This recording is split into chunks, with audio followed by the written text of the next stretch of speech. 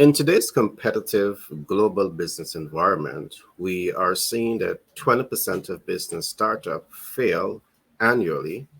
We see 50% fail by year five, and only 10% survive after the 10-year life cycle. So, as we begin to see these statistics, we begin to ask ourselves if there's a smarter way of doing business. And by we, I mean Pitch Deck 101 LLC, Global Capital Inc., and 10X B&M LLC out of New York. And what we have learned is that there is indeed a smarter way to do business. With that being said, we now introduce the concept that we call master your minimum viable offer. And in today's program, we will examine the tremendous benefits that learning, applying, and mastering the minimum viable offer, what it can do to help you grow and scale your business. But just before we get into today's program, I also want to spend some time to outline some of the benefits of learning, applying, and mastering the MVO, your minimum viable offer. Now, the minimum viable offer and mastering your minimum viable offer enables you to reduce the cost of doing business. And this should be music to your ears because there's a high cost to do your business. And very often, many rising stars in business struggle to raise the much needed capital to move their vision forward. And here is where we are saying that when you learn, apply, and master the minimum viable offer, you're now able to reduce the cost of doing business. To learn, apply, and master your MVO will also enable you to reduce the time in what you're doing.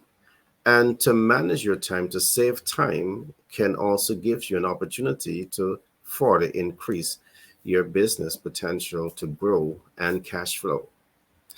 The minimum viable offer also helps in reducing the stress level. Because, yes, doing business can be very stressful. Business has its high points and business has their low points. And what this tool does, it really gives you the information that allows you to reduce the stress level of doing business. The MVU also enables you to enter into the market with greater ease and significantly optimize your visibility. So this is a very unique program, and I encourage you to take the notes as we go through this program. And beyond taking the note, be prepared to apply these concepts to your business so your business can grow and expand and achieve the business and financial objectives. This program, again, when you learn, apply, and master the MVO, is going to put you in a position to significantly increase your business potential to cash flow. Last but not least, this program will also significantly increase the success rate of your business. So, for the international students who are listening or viewing these programs, I welcome you into today's program. And today we will be covering the new concept that we call Master Your MVO. This concept is also taken from our most recent book, which is titled Master the Sales Communication Process. So if you have not already received the copy of this book, I want to encourage you to go to our website where you will be able to get a copy of this book, Master the Sales Communication Process. We have 3 volumes out today. We have volume 1, 2, and 3. So when you go to website, pitch deck in the center 101.com, and you go to shop, you can now go to books. You will see all the books there on display. You owe to yourself to get a copy of this book. Now, let's get into today's program. In today's program, we're going to be covering a number of topics. We will be looking at a true definition of your minimum viable offer, the MVO. We will be looking at best practices in applying the MVO. We'll be looking at benefits of the MVO, minimum viable offer, and we will also be having a call to action at the end of this program. So I encourage you to stay, enjoy this program, because at the end of this program, for those new students that we're going to be appealing to, we're going to have a massive giveaway. So I do encourage you to settle in, get your pens, your paper, and let's go through this mini masterclass on your MVO, your minimum viable offer. Now, what comes to mind when you hear the term your minimum viable offer? Now, in this context, we are referring to a concept that we call the 1 in 10 factor of brand selection. Now, why do we call it the 1 in 10 factor of brand selection? We're seeing that many rising stars in business, in going to market, you have 5 or 10 great ideas, and you're going to market with all of these ideas simultaneously. Now, what happens when you do this? When you do this, it makes demand for capital. There's an increased demand for capital. There's an increased demand for human resources. There's an increased demand for technical resources. And as a rising star in business, in most cases, you do not have the resources to move 10 value offers simultaneously to the market. So this by default sets you up to undermine the success of your business ideas. So to help you to reverse the failure rate in this regard, based on research, we are now proposing the 1 in 10 factor of selection. Now, what a 1 in 10 factor of selection means that you are identifying one value offer, one MVO. So your MVO can represent a complementary offer, a supplementary offer, or a premium brand. Now, a premium brand means that you're targeting high net worth, super high net worth individual with your value offer. This complementary and supplementary brand, meaning that you stay in the middle ground in terms of your value offer. Now, whichever one you're using to enter the market, you want to make a conscious and educated decision that this is the one. This is the one.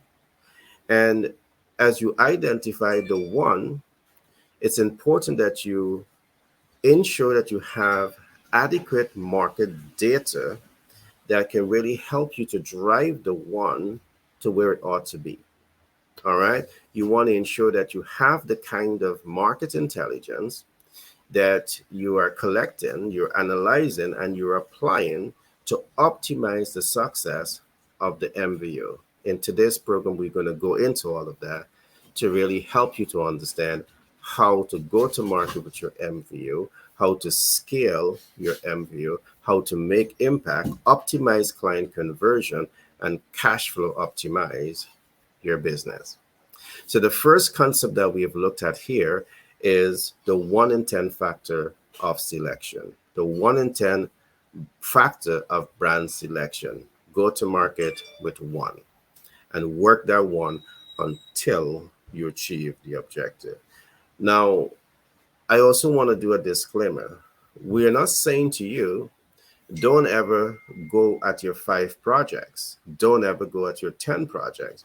But what we are saying is work the one until the one attain brand visibility, reach, impact, client conversion, cash flow optimization, confidence, trust, and credibility. At this particular stage, the business is going to be doing well. It's going to be cash flowing. And you will now be able to take the excess liquidity to leverage that into bringing out the new brands that the business has. So that's a disclaimer. Now, let's go into some other definition of what your MVO may represent. Now, your MVO can also represent a product, it can represent a service, or it can represent a progressive ideas. People are able to sell you on their ideas, and it's important for you to understand the significance of this. So the MVO can fit into these categories. Now, the MVO can also represent your minimum viable offer, your most viable offer, and your maximum viable offer. And we have briefly explained all of this in the intro.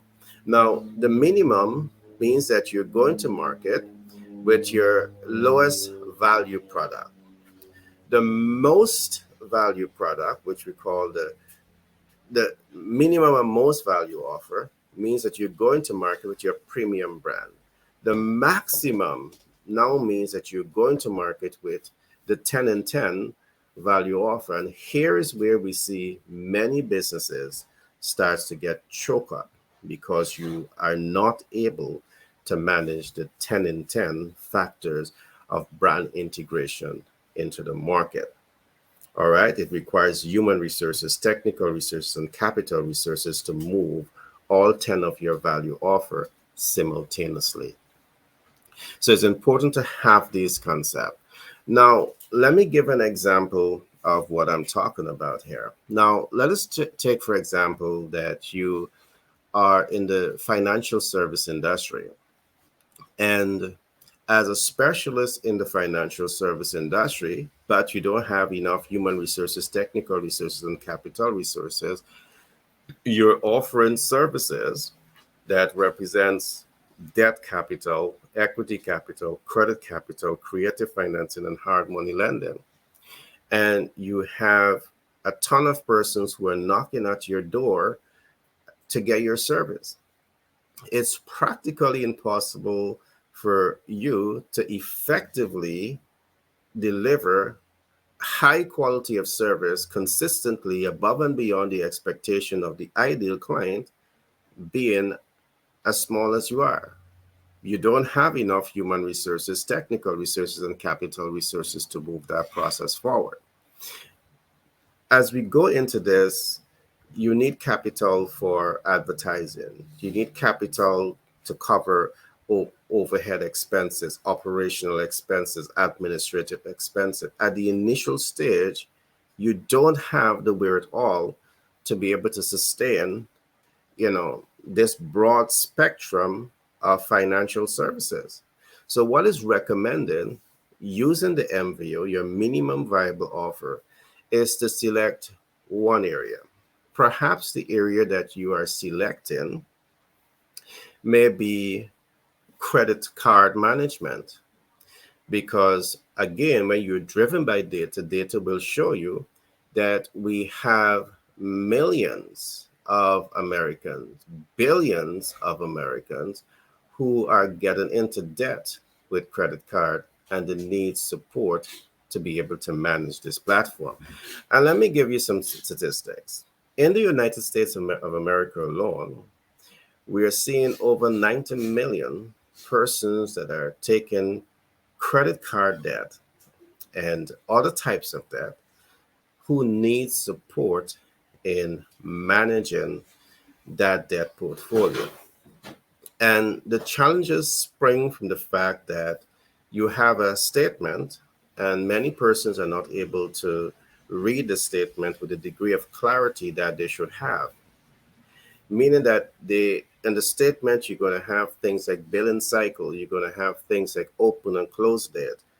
These are some essential parts of the statement that you need to know to become an educated consumer of credit cards. We know this because we interface with persons in this field ever so often. Now, failing to know this, it means that you don't know when to start spending your line of credit, and you don't know when to stop spending your line of credit. So because of this, when Equifax, Experian, and TransUnion take that sneak peek into your credit profile, they're going to be seeing bad utilization. They're going to be seeing overutilization. They're going to be seeing late payment. They're going to be seeing, and that creates derogatories. And that's going to undermine your ability to manage your portfolio. So, this again is one of the reasons why we're saying you, as a specialist, applying the MVO, you are taking all of this data and you are analyzing the data, and then you leveraging this data to develop your MVO. And this is what's going to really help you to win, because developing your MVO is not just wishfully coming up with a minimum viable offer. And we will talk about it today. As you develop your MVO, it should be based on data. All right. Starting a business and scaling a business is not about the emotion. It's about the information that you have that is helping you to make informed and educated decision about your value offer. Many young rising stars in business, you make an emotional decision to start a business, and then you recognize that the emotional decision is not paying you the dividend that you had expected it to pay. And that is so because you do not have all of the information in terms of doing business. In today's program, I will give you a lot of information that will help you to better understand the best practices in starting a business, the best practices in developing your MVO, and the best practices that you can use to accelerate business growth, make impact with your ideal client, and cash flow optimize so you can smile all the way to the bank. So it's important for you to understand these concepts that we're talking about. So instead of going to the market with your MVO, and your MVO is representing your maximum offer, you want it to represent your minimum offer. You take the time to understand your one MVO, how it aligns to the ideal client, what are those pain points of the ideal client. You do all the other assessment if it's viable, if they're accessible, before you actually develop that MVO. We will talk about that shortly. So these is some of the definitions of the MVO, and it's important for you to note. When you learn, apply, and master this system, it will help you to achieve all of the above that I have just spoken about. One is going to help you to reduce the cost of doing business. Two is going to help you to save time. Three is going to help you to reduce your stress level in doing business. Doing business has its high points and low points, and you need to know how to reduce your stress. The right information is going to help you to do that. This also will help you to enter the market much faster and optimize your brand visibility. The MVO will also help you to increase the business cash flow and at the same time significantly optimize the business potential to be sustainable. The fact is that we said early on, 20% of business startups fail in the first year, 50% fail by year 5, and only 10% survive after the 10-year life cycle. Now, if you use these approaches we are recommending to you, you stand a much better chance to get into business, stay in business, scale, and optimize your business success story. Now, I trust that this information so far is helping you. Now, I want to go deeper into how we're going to apply this body of knowledge.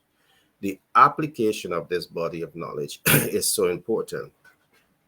Now, to apply the MVO and to apply it effectively, you need data. You need to collect sensitive data, analyze sensitive data, and leverage sensitive data. And we call this market research. Now, as you do market research, it will enable you to do the stress tests of your MVO. And I just spoke about this early on. Now, how do you do the stress tests of your MVO. And this, let me explain this again. There are many rising stars that are getting into business and they're making an emotional decision in getting into business. You have not done the stress test. So you don't know who is your ideal client. You don't know the size of your market. You don't know the viability of the market. You don't know how to access your market. You don't know if there is urgency and immediacy with your MVO. You don't know if there is, the ability and willingness to invest in your products. And we're going to go into all of this today. So when you're stress testing your MVO, you are really asking the right questions, ensuring you get the right answers so you can make an informed and educated decision about the best steps and best practices that you can adopt and apply to optimize the success rate of your business. And you cannot do any of this without data. If you don't have this body of knowledge, it simply means that you are doing business with a blindfold over your eyes. And that's not the way you want to be doing business. You want to do business from a standpoint where you have information. So research is vital to this process. Now, what I'm going to do, I'm going to go into an examination of research, so as to ensure that you have a better understanding of what it is that you should be doing when you're applying the minimum viable offer, the most viable offer, to make the highest degree of impact on your MVTM, your minimum viable target market, or your most viable target market. Now, as we look at market research and data analytics, several things comes to mind based on what we've seen in the market. Surprisingly, we had to coin a concept that we call speculative data analytics. And what exactly do we mean by speculative data analytics? We have coined this term because we see speculation is being used as an expert opinion. Yes, speculation is being used as an expert opinion to drive business decisions. And this again is one of the reasons why we see 20% of business startups fail, 50% of business startups fail by year 5, and only 10% of businesses survive after the 10-year life cycle. Now, this in itself is worrying.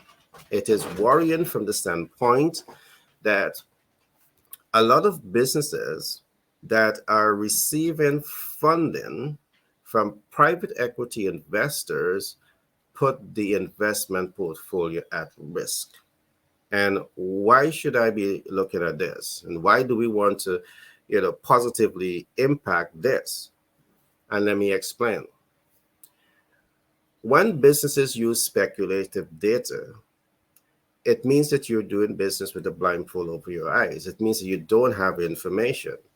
So everyone involved with you and your business, they're exposed. So you have private equity investors that are coming alongside you to provide capital.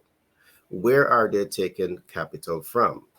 They're taking capital from sovereign wealth funds. It means that countries that are doing well and are allocating their capital to global intermediary or boutique intermediary, private equity investors are now able to access those funding that they're now putting into your business. But when you use speculative data, it undermines your chance of being successful, which means that the private equity investors who are investing with you, guess what? They're exposed because there's no guarantee that your business is going to cash flow optimize. So you put sovereign wealth funds at risk, you put pension funds at risk, you put insurance funds at risk, you put high net worth individual at risk, you put super high net worth individual capital at risk, you put university endowment at risk, because private equity investors, they are pulling capital from all of these financial resources to help you in business. So my recommendation is that you owe it to yourself to ensure that you are leveraging data, you're collecting sensitive data, analyzing sensitive data, and applying sensitive data in the right way to reduce the risk associated with doing business. So you can smile all the way to the bank. Your private equity investor can smile all the way to the bank. The boutique and global intermediaries can be happy, and their investors can be happy. So again, we have developed these programs because of the fact of some of the challenges that we are seeing, and the solution that we are now tabling can play a significant role in reversing this process. The more data you have is better for you. So let's get a little bit more into speculative data. Speculative data analytics means that you're using speculation as an expert opinion. You have zero targeted performance outcome because there's no data. And you might see the advantage in this. The advantage is that you can speculate from anywhere in the world. All right. But the disadvantage of this is that it can hurt all of the stakeholders that are with you. And that's the last thing that you want, because that is literally working yourself out of business. So my advice is to step away from applying speculative data analysis and using this as an expert opinion to make business decisions. So the next element of data analytics is what we can call secondary data analytics. Now, secondary data analytics has advantages and disadvantages. And why so? Because secondary data exists on two spectrums. Now, you're able to get secondary data from census returns, from archives, and you find that sometimes data that is stored may be outdated. And when you are using data that is outdated, this too can cause you money, stress, and sleepless nights. And as a rising star in business, you also want to be certain that you are collecting sensitive data, analyzing sensitive data, and leveraging sensitive data that is congruent with the objective that you want to achieve. So it's important for you, as you collect data, analyze data, that you be certain that the data is up to date. Now, data based on social and economic realities can change slow, or it can change in a flash. For example, population growth can change if there's inconsistencies in economic systems very quickly. We have seen what happened in Manhattan during the pandemic. We have seen persons who had job security, who had income security. They were living the quality life. And when job security was affected and income security was affected, they now wasn't able to offset their standard living expenses. So they had to rethink, retool, and reapply themselves and adjust their entire lifestyle. So that at that particular time would have reduced the population size in Manhattan. So if you were thinking to target Manhattan based on population size, you would have been in for a surprise if you don't have accurate data. So having the data is so important as you start to think of creative, innovative approaches to optimize the success of your MVO. It is so, so important. So secondary data can be reliable, meaning that the data is up to date. You need to be certain of this. And reliable or secondary data can be outdated. So when you use secondary data that is outdated, it's going to cost you money, it's going to cost you stress, and it will cost you sleepless nights. Sleepless nights. And that's definitely not something that you want as a rising star in business. So the ability to effectively apply the MVO, your minimum viable offer, means that you have this body of knowledge. You understand these organisms that is going to complement you and your MVO to make the strongest impact in the market. It's important. Now, the next type of research that we talk about is what we call the primary data analytics. Now, what primary data analytics allows you to do, there's advantages and disadvantages here too. Now, primary data allows you to interface directly with potential consumers. This is a tremendous advantage because here is where you're going to the ground with your MVO and you're doing the stress test. You identify the unique features of your MVO and you're engaging with potential consumers, educating them on the features, the traits of the MVO. And once you have the right salespersons to communicate this information clearly and effectively to the ideal client, you're likely to get conversion even before you introduce the product to the market. All right. You're likely to get subscribers. And these are some of the advantages in doing the primary market research, primary data analytics. But primary market research also have disadvantages. For example, it can be capital intensive because you may have to put together a team of 100 or 500 persons or 1,000 persons that you are using to go to market to help you to collect the much needed information that you need to make informed and educated business decision that is going to drive the longevity of your business. So there's going to be capital intensive.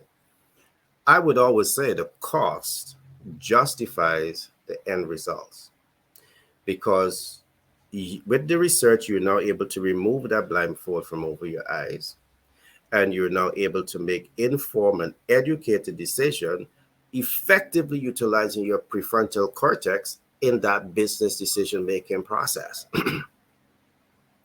Now, in terms of applying primary market research, there are cost-effective means of doing this. There's a whole lot of creative approaches that can be used to help you to collect sensitive data, analyze sensitive data, and leverage sensitive data we call primary market research. All right? They are creative approaches. So I want you to also consider that.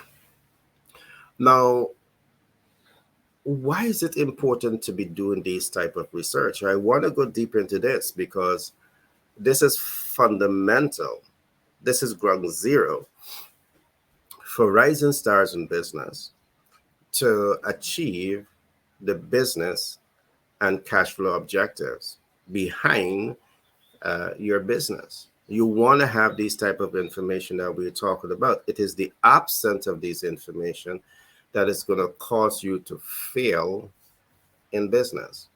Again, we see 20% of business startups fail in the first year, 50% fail by year 5, and only 10% survive after the 10-year life cycle. You don't have data. You're not collecting sensitive data. You're not analyzing sensitive data. You're not leveraging sensitive data to help you to make the smart and best decision when it comes to growing and scaling your business. And because you don't have the information, your business by default will be undermined. So let's talk about this a little bit more. So the reason you're leveraging secondary reliable data or primary data is because you want to collect information about your ideal client. And what is the specific type of information that you are attempting to collect here about your ideal client? Now, there's three particular categories of information that you need. You need one, the demographic biodata markers. You want to do a demographic data biomarker analytics. Forgive me with the long term, but this means that you want to understand your target market based on demographic. Now, what exactly does this mean? It means that you understand your target market based on age. You understand your target market based on race. You understand your target market based on ethnicity. You understand your target market based on gender. You understand your target market based on marital status. You understand your target market based on income. You understand your target market based on education. And you understand your target market based on employment status.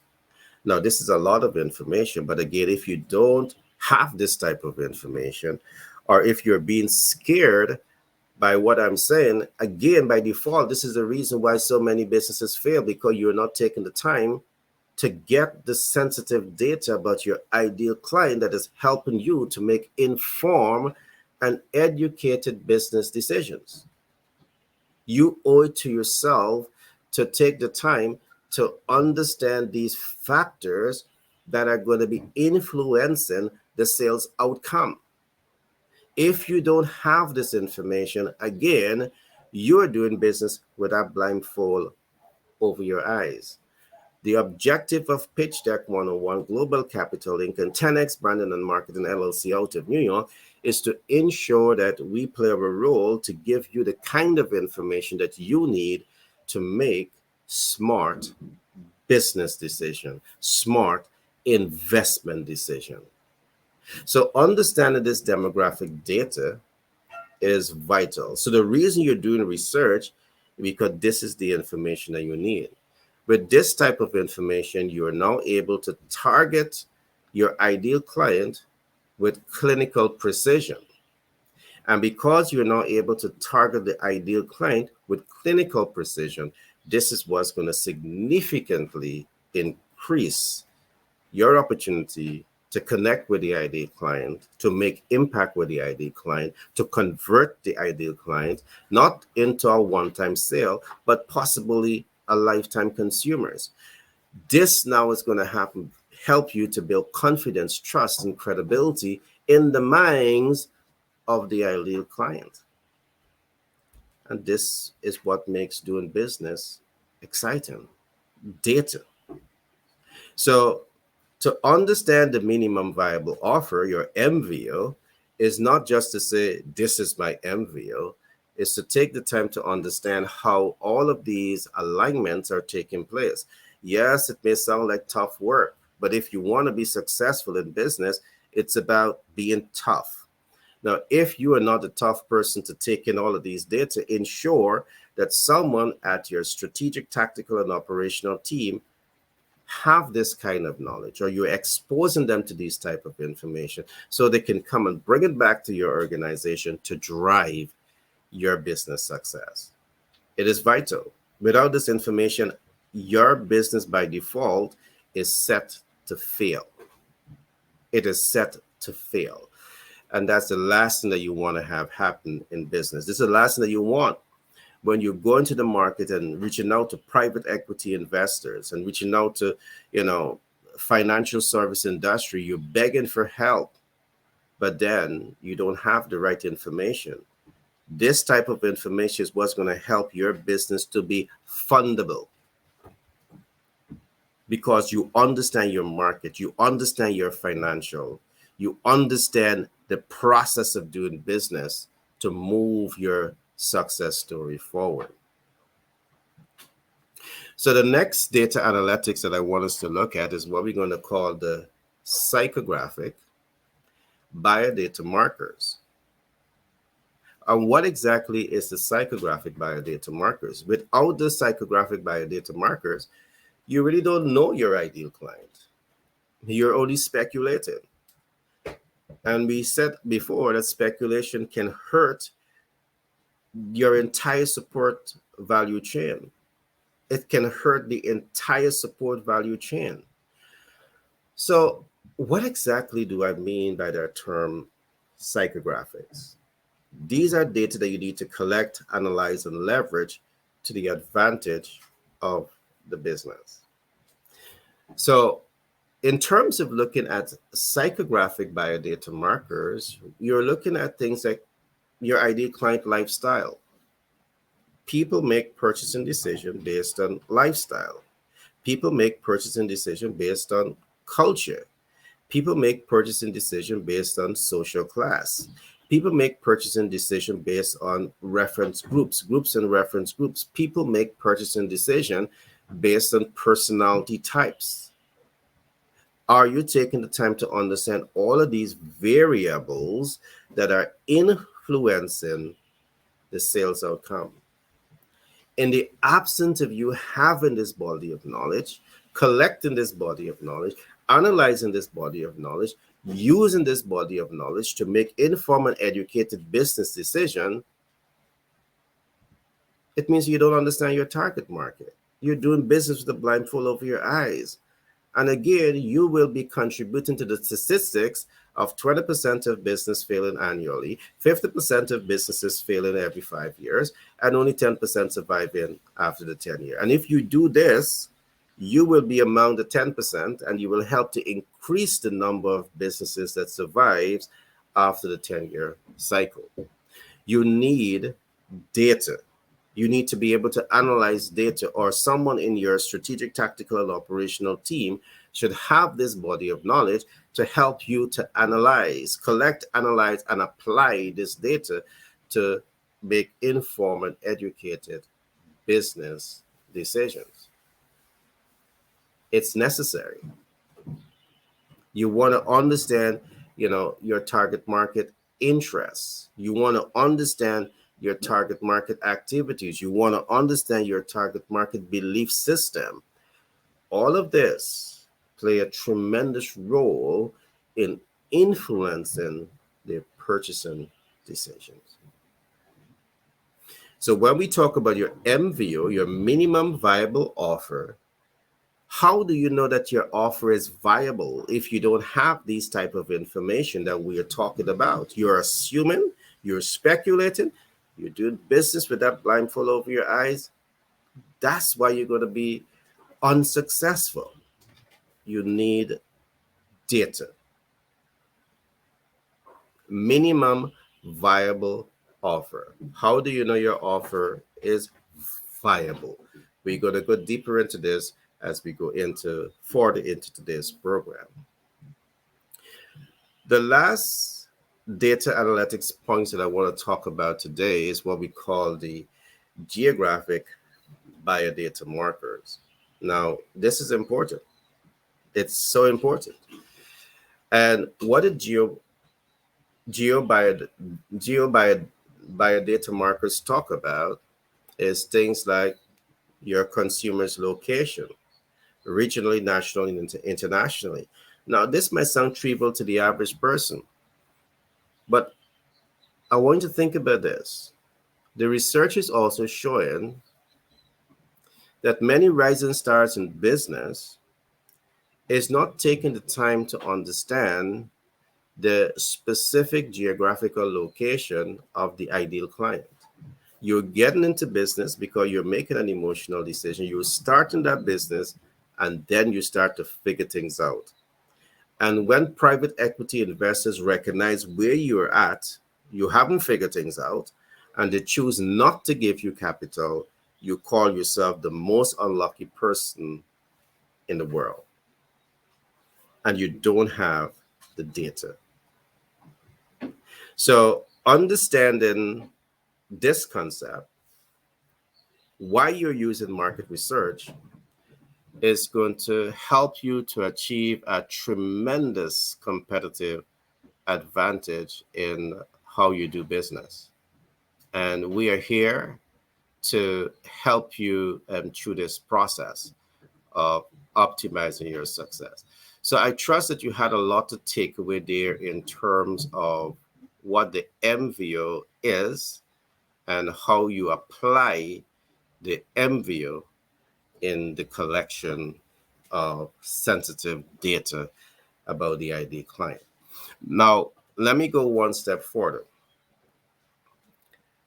The reason you've done the research is because you want to align your MVO to your MVTM. The MVO is your minimum viable offer. The MVTM is your minimum or most viable target market. How does the alignment take place? The alignment doesn't take place unless you have research. And that's why we talk about the research. I went so deep into the importance of collecting sensitive data, analyzing sensitive data, and leveraging sensitive data. That alignment does not take place unless you have this body of knowledge and you want the alignment to take place. The MVO, your minimum viable offer, must be aligned to your MVTM, your minimum or most viable target market. The reason you're going to be doing research again, let me break all of this down, is because you're looking at your MVO now that the alignment is taking place, and you're asking yourself, what is the size of my market? Why is it important to know the size of your market? If you don't know the size of your market, you really don't know the potential of the market to cash flow. So when a private equity investor is going to say to you, what is your financials? Tell us about, the market realities. You need to say that the market size is this, the cash flow potential of this market is this. I only want 5% of the market to have a viable and successful business that is generating perhaps billions of dollars. Because you understand your financials from the market size, from the market density, from the market dispersion. So if you don't have data, you're not in a position of strength to make educated and informed business decisions. And that again is why so many businesses are failing, because you think you understand business, but you're now beginning to scratch the surface. You see all of this as heavy lifting. Now, if you're in business and you don't want to do the heavy lifting, you can delegate the responsibility. That's the smart thing to do. Delegate the responsibilities out. At least you know you're doing the right thing. At least you know you're taking the step in the right direction to guarantee the success of your business because you have data. Now, we spoke about this in the brief earlier. Your MVO must establish if it is reaching an urgent or immediate need. Now, how do you know if your minimum or most viable offer is reaching an urgent or an immediate need? How do you know this? You're going to speculate your way into knowing this? Speculation is not going to work. Speculation is going to cause you to shoot yourself in the leg. Speculation is going to cause you stress and sleepless nights. Speculation is going to cost you massive amount of monies. It's going to hurt your investors. The entire chain is going to be affected when you make these speculative decisions. How do you know if your MVO is reaching an urgent and immediate need? Again, you need data. This is why we are talking about collecting sensitive data, analyzing sensitive data, leveraging sensitive data that is now enabling you to make informed and educated business decisions. You need the data. Now, if you don't have this type of information, connect with a consultancy firm that can help you make better business decisions. Now, why are we talking about the data? Let's look at another concept. Your MVO, your minimum viable offer, should be, the consumers should have easy access, and you should also have easy access to your target market. And we talked about this early on in the geographic data. So you develop an MVO, but what's your market size? You don't know. What is the geographical location of your ideal client? You don't know. So if you don't know this, how are you accessing your ideal client? Every day we interface with rising stars in business that just do not know how to reach the ideal client. So if you can reach the ideal client, it means you don't have easy access. And if you don't have easy access, it is tremendously difficult, if not impossible, to position your MVO in front of your ideal client so as to inspire them to make a purchasing decision. And because you're now unable to do this because you didn't pause to use data to understand how to access your ideal client, the vision is on the mind. Your investors are hurt. The entire chain is affected because of a decision you choose not to make. So understanding your MVO and how MVO is using data to inform the business decision process, it is unavoidable. You want to be able to leverage this body of knowledge to make the best business decision possible in the interest of the collective stakeholders. Another reason why we're going to talk about the MVO research is because in getting into business, and you want to know this before you even innovate your MVO, your minimum viable offer, you want to know if the ideal client has the ability and the willingness to pay for your products and your services. And how do you know this? We talked early on about demographic data. We look at employment status. We look at income position. And you're using all of this data to assess if your ideal client fits in the category that they should be in to have the ability to pay. And when we look at psychographics, you know if they're going to be willing to pay. So you need data to drive your business decision process. So if you're not collecting sensitive data, analyzing sensitive data, and leveraging sensitive data, by default, your business will struggle, if not fail. So at every step of the game, you need to be certain that you're adopting the best practices as you build out your minimum or most viable offer to reach the expectation of your minimum or most viable target market. You need data. This is what's going to position you to win in business. And all the advantages that we talk about above, all right, when you apply these techniques that we're talking about, as I said at the beginning, it's going to help you to reduce the cost of doing business when you understand the smart way of doing things.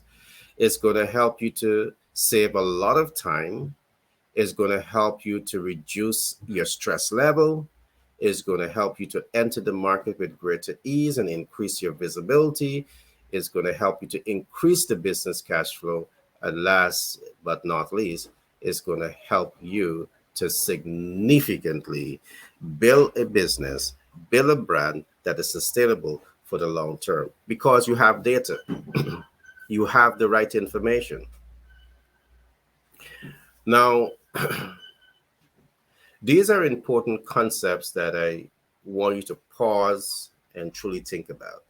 And I want to get into this because early on I did that disclaimer and I said that as you optimize the strength of your MVO and you're able to move it through the process where it has confidence, trust, and credibility, you now introduce a second product, a second value offer, because you now have human resources that you can spend on, technical resources that you can invest in, and you have capital resources to navigate the world of doing business. You need capital.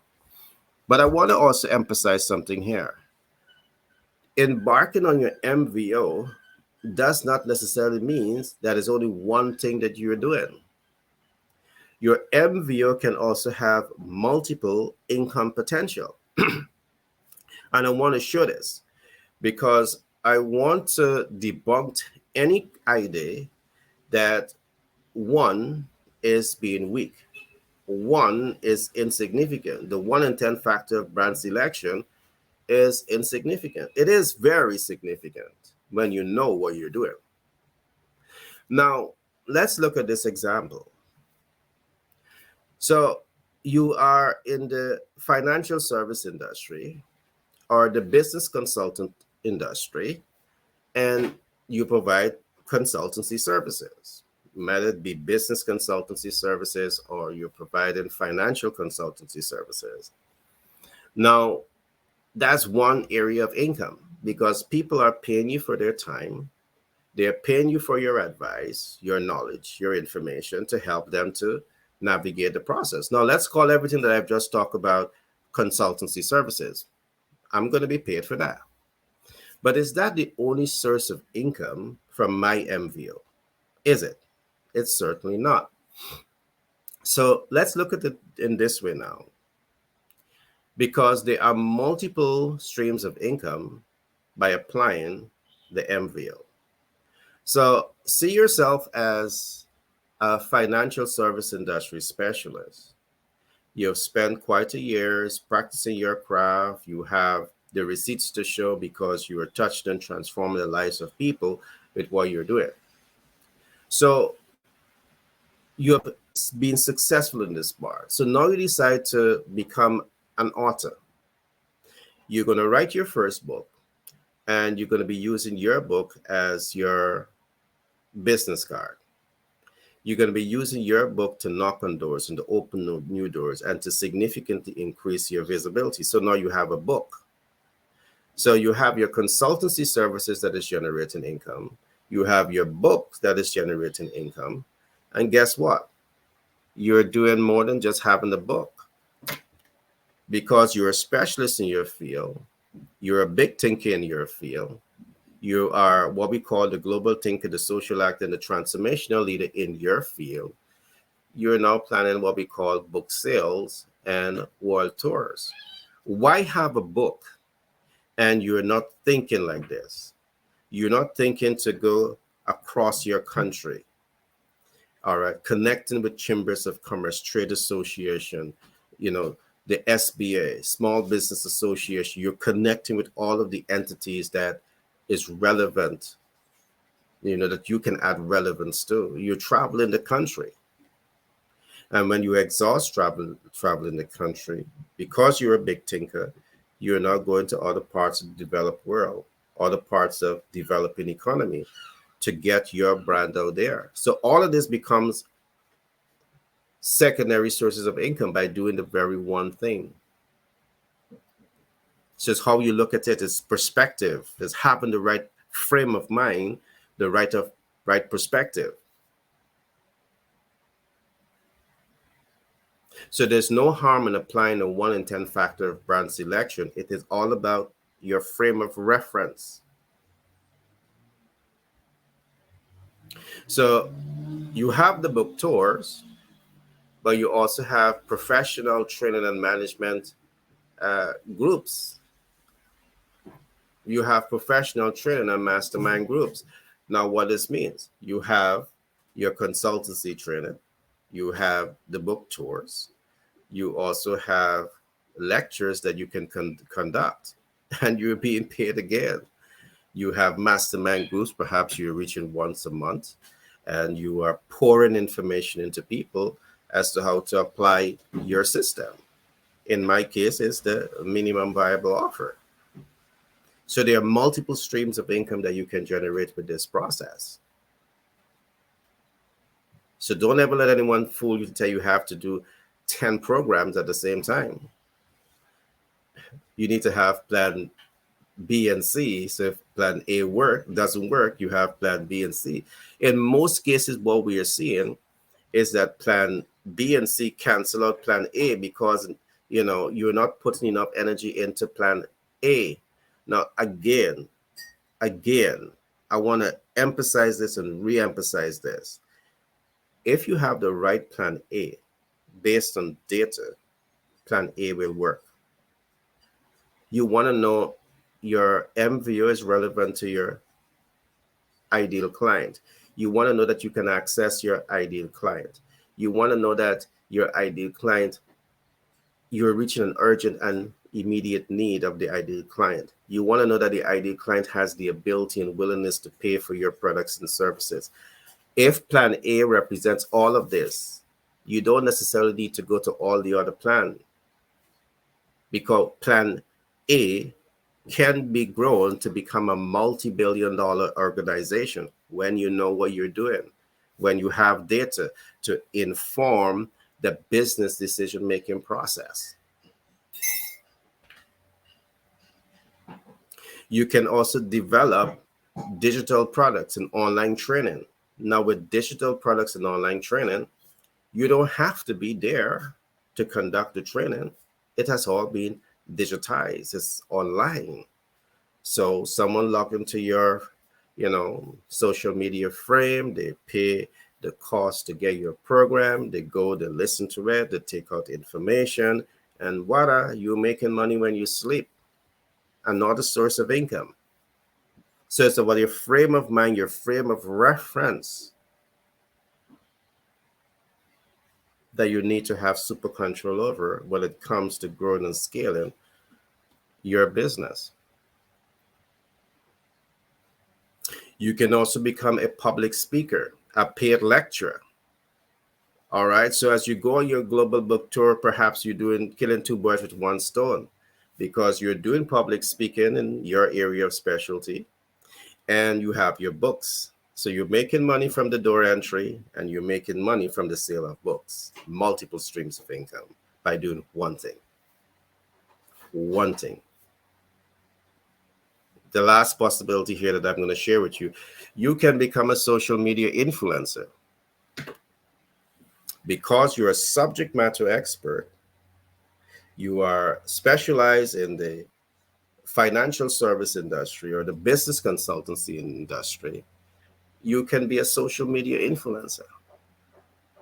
But the information that you have, the body of knowledge that you have. And I just had to emphasize those points to reinforce that there is benefits in applying the MVO, the minimum or most viable offer, to your MVTM, your minimum or most viable target market. There's no excuse for you not to, because again, you're choking yourself. You're choking the oxygen out of your body. When as a rising star, you don't have adequate human resources, you don't have adequate, technical resources, you don't have adequate capital resources to move 5 and 10 projects simultaneously. Focus on the right one. With data, you can select one that can become a major money maker. Because that's why you're in business. You want to cash flow optimize. So I want to talk now about the benefits of applying the MVO, the benefits of mastering your minimum viable offer. What are the benefits here? What are some of the benefits to master your minimum viable offer? It helps accelerate the speed to market entry. Yes, it accelerates the speed to market entry because you have one product. You have one MVO, one minimum viable offer. So you're able to put the human resources here, your technical resources here, and your capital resources here. And you can apply yourself with greater ease because you have one focus here. So instead of you taking money to produce 5 different types of ads, commercial productions, to build visibility, reach, and impact, you put that money into one. So you spend less money to achieve greater visibility, reach, and impact, and client conversion, cash flow optimization, building confidence, trust, and credibility in the eyes of your consumers. You're able to enter the market, accelerate the speed of market entry. So think about all of this and take notes on everything that we have gone through. Listen back to this program several times to ensure that you're getting the information. What are some other benefits? You're able to enhance accuracy in demographic targeting, in targeting your ideal client. Can you imagine that you have 4 different projects, 5 different projects, and you have to do market research? You have to collect demographic data, psychographic data, geographic data on all of these demographic segments. Information can cross-pollinate in a negative way. And it takes away the accuracy of collecting, analyzing, and leveraging the data. It's going to be more cost effective. It's going to demand more human resources, technical resources, and capital resources to do that. So when you're able to take your limited resources and apply it to research, it helps you to increase and enhance accuracy in targeting the ideal client. And this is a major advantage. Thinking about the fact that many rising stars in business, you don't know who is your target market. You don't know the size of your target market. You don't know how to access your target market. You don't know if your target market, has the ability and willingness to pay. You don't know if your MVO is reaching an urgent and immediate need. You don't know all of this. So now that you're focusing on the one, you can now focus your energy to collect this type of information that's going to help you to make better business decisions, because you now have data. You can make informed and educated business decisions, and that's what you want to do in the nature of business. That's what's going to help you to win. That's what's going to increase the success rate of your business.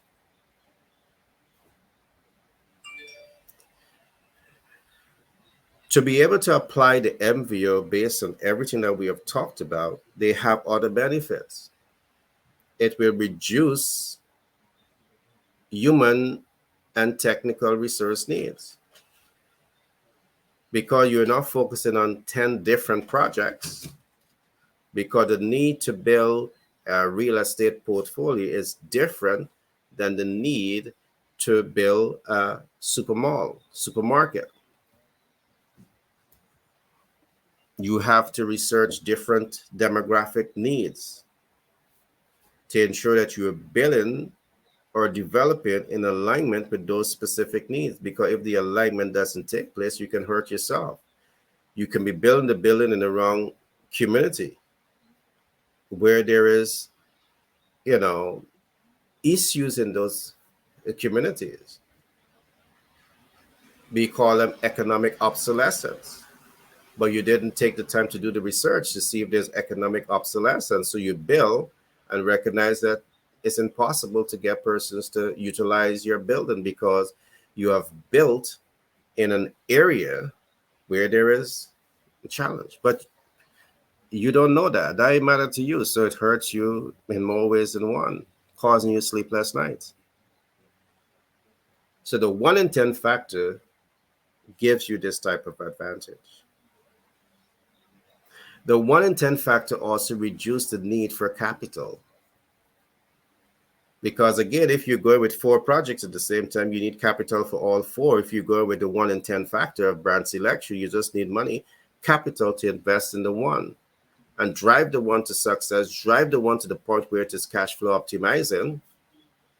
And you're now able to take the excess liquidity and introduce new product area, new service area. And you can delegate those responsibility out, so you don't have to feel as though you're being stretched thin. So these are some of the benefits. There are the benefits. You're better able to cash flow your 1 in 10 value offer. You're better able, because you have more information. You don't have split focus, split attention. You can focus on the one. And this is what you want as a rising star in business. You think big companies are not doing this? I'm working with big companies that have specializations. They might be dealing with multiple financial instruments. Yes, but guess what? The person that is talking to you about your preparedness to access capital is not the person that is talking to financial institutions to get you access to capital.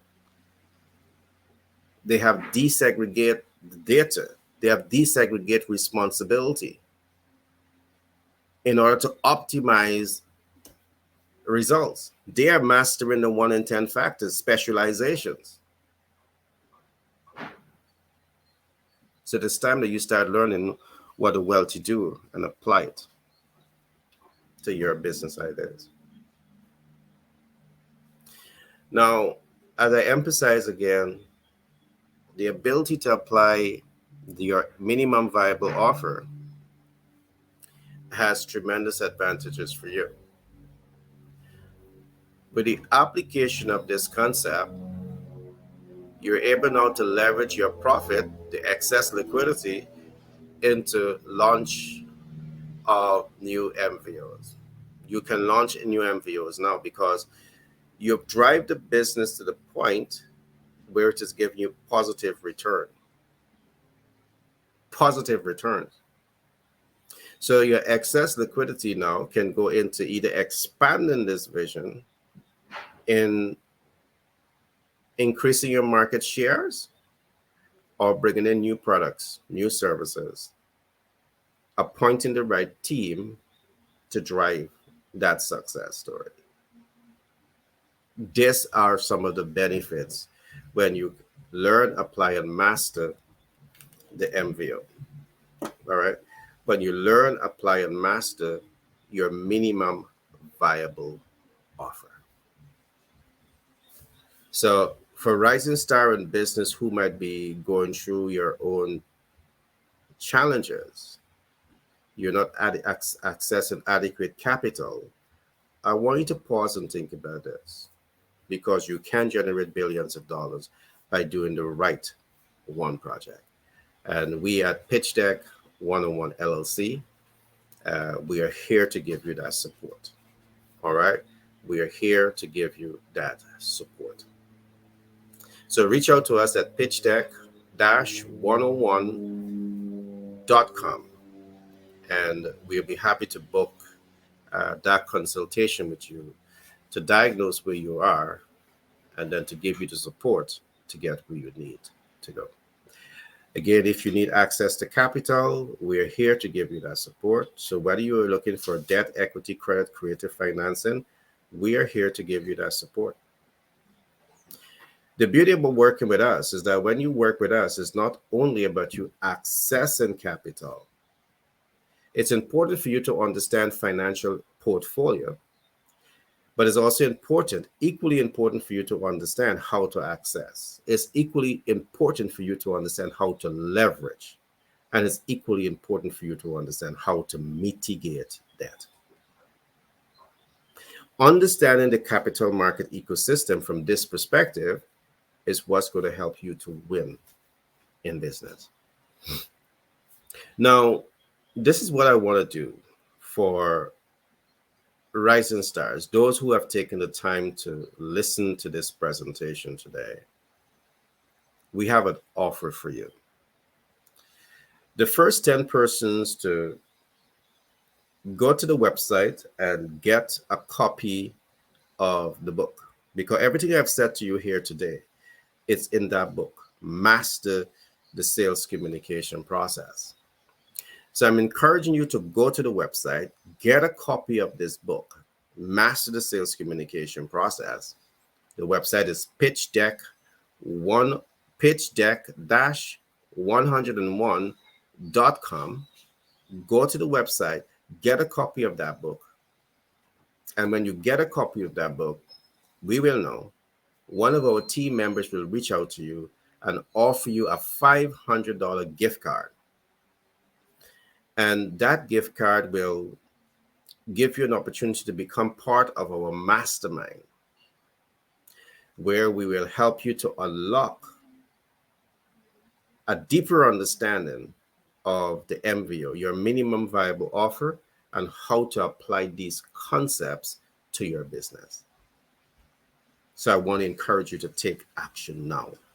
The cost of this program is about $5,000. We're going to pay for the first month of this program for you. All right. So I'm encouraging you to take action now. Take action. The information will be transformational, and your business will be set to grow and expand and achieve the business objective. And you will not be a statistics when we look at those who are in business. 20% fail in the first year, 50% failing by year 5, and only 10% surviving after the 10-year life cycle. With the right information, you can take informed action to optimize the success of your business. So I trust that you would have enjoyed today's program. Master your minimum viable offer, your MVO, and master this, and you're set to be successful in your business. Be blessed, and I look forward to the next broadcast with you.